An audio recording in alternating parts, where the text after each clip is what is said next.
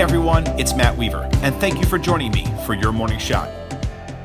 The chief economist at the National Association of Realtors, Lawrence Yun, contributed a very interesting piece to Forbes back in March entitled Housing Demand Over the Next Decade. As you can tell by the title, this is going to be packed with a lot of information all the way to the brim. So what we did was we decided to break down this information into 2 morning shots. Let's start with the here and now first. The United States has an inventory problem. Let me repeat that. The United States has an inventory problem. This is not a theory. This is a fact. For the whole of 2017, Yun expects existing home sales to reach 5.6 million, a slight increase of 2.2% from last year's numbers. While home sales will not make much gain, Yun expects home prices will. With inventories still at grossly inadequate levels, there is only one direction for home prices to go: up. Yun goes on to point that the national median home price will likely rise by 4 to 5%, but that we should not be surprised if they go even higher than that. At this very moment, the country needs around 1.6 million in new housing starts, but roughly only 1.3 million units will be constructed according to the permit information and from the labor and lot shortages facing the industry. If supply can't satisfy demand, what little supply becomes available increases in value as competition fights to own it.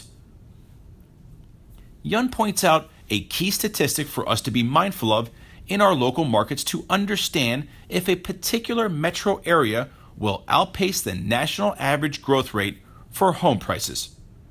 Historically speaking, there should be 1 new housing unit being constructed for every 2 new jobs being added to the local job market. Let me repeat that. There should be 1 new housing unit constructed for every 2 new jobs being added to the local job market. Using this math to gauge the South Florida housing market, we find that according to Metro Studies' 2016 fourth quarter update, annual housing starts for the full year of 2016 in South Florida totaled only 7,893. This figure includes all new housing activity in Indian River County, St. Lucie, Martin, Palm Beach, Broward, and Dade County. A Sun Sentinel article from last year pointed out that Broward County alone added 35,400 new jobs for 2016. If the United States is facing an inventory problem, South Florida is facing an inventory crisis. Stay tuned for part 2. Thank you all for listening. We are always here to support you, so connect with me on Facebook at Matt Weaver Speaks. If you have a real estate topic for our next morning shot or blog, send me a message. Our research analyst will do the legwork and homework, and we'll produce a shot for you. If you're in South Florida and would like to connect for lunch, send me a message. I'll forward you an invite to our next Dine and Grind. Also, our Elevate conference is coming up in October.